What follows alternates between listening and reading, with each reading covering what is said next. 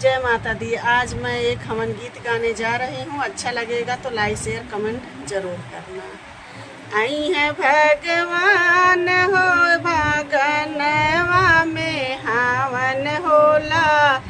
आई है भगवान हो आंगनवा में हावन होला।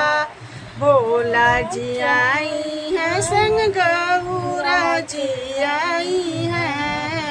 भोला जी आई है संग गौरा जी आई है। भारी देव से नूरा से भारी देव गौरा जी का मांगियो। अगनवा में हावन होला।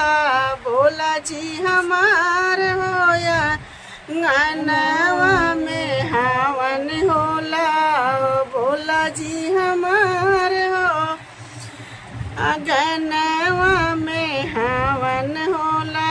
ब्रह्मा जी आई है संग ब्रह्माणी के लाई है। ब्रह्मा जी आई है संग ब्रह्माणी के लाई है। सेनुरा से भरी देवे सेनुरा से भरी देवे। ब्रह्माणी जी के मांगियो अंगनवा में हावन होला। अंगनवा में हावन होला। भोला जी हमारे